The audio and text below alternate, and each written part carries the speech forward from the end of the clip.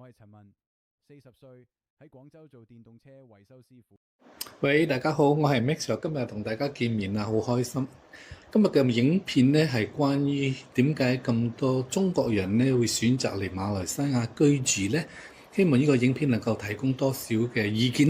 仲有點解啲中國遊客、中國人會選擇逗留喺馬來西亞呢？記得喺呢個影片開始之前，能夠得到大家嘅支持，點讚、訂閱、分享下我嘅頻道啦，多謝晒。點解咁多中國人呢中意嚟馬來西亞旅遊啦、讀書咧，甚至乎申請 MM2K 咧？其實原因好簡單，因為馬來西亞成本低，比中國一線城市平得好多，住得舒服，食得開心，再加上華人嘅社區遍佈全國，講廣東話、普通話都有人明，語言冇障礙，適應好快。咁飲食方面啦，中菜啦、涼野菜咧、馬來美食啦、印度餐應有盡有，口味親切，唔使擔心冇胃口嘅問題。文化上，馬來西亞華人保留咗好多傳統嘅節日同價值觀，令人好有歸屬感啊！教育方面啦，國際學校啦，多元化嘅選擇啦，英文環境對下一代嘅學習好有幫助。最重要係馬來西亞對中國人免簽證啊！旅遊啦同長期居留方面又安心啦，真係唔誇張，可以話中國人嘅第二個家。喂，大家好啊，我係 Max 啊，今日同大家見面，今日咧好開心同大家分享下一個影片咧，係關於一位來自中國廣州嘅陳先生啦，同你分享下，係關於陳生咧第一次嚟馬來西亞，只不過咧佢有經歷過好多個驚喜，到底有咩驚喜呢？大家嚟分享下啦。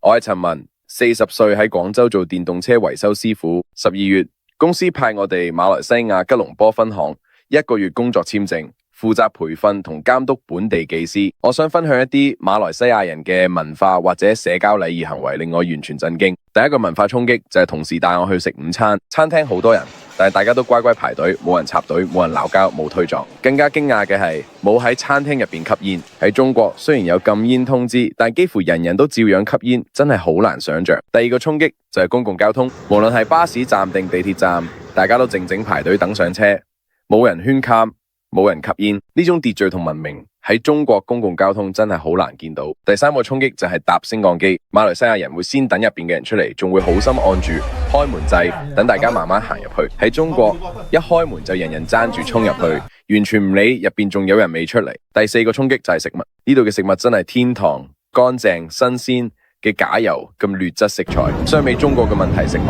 喺馬來西亞食得安心。我仲因為食得太好開始肥嘅，同事好謙虛，仲經常照顧我，令我一啲都唔覺得孤單。呢度嘅人真係好有禮貌，好有愛心，令我感受到真正嘅熱情同文明。只係1個星期，我已經感受到馬來西亞嘅文明同埋熱情。呢度嘅生活令我好放鬆，好快樂。我真係開始嘅。如果可以長期留喺吉隆坡，會唔會係我人生最好嘅決定呢？如果可以長期留喺吉隆坡，會唔會係我人生最好嘅決定呢？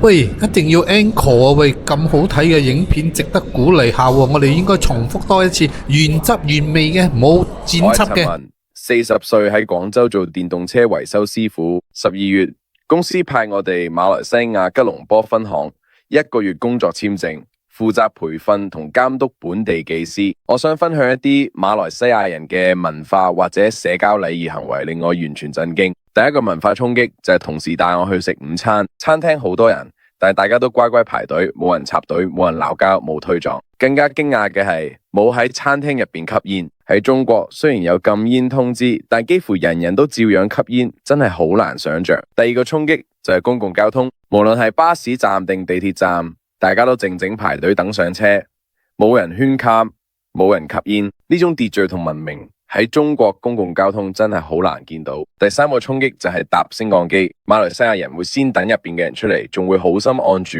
開門掣，等大家慢慢行入去。喺中國一開門就人人爭住衝入去，完全唔理入邊仲有人未出嚟。第四個衝擊就係食物，呢度嘅食物真係天堂，乾淨新鮮嘅假油咁劣質食材。相比中國嘅問題食品，喺馬來西亞食得安心。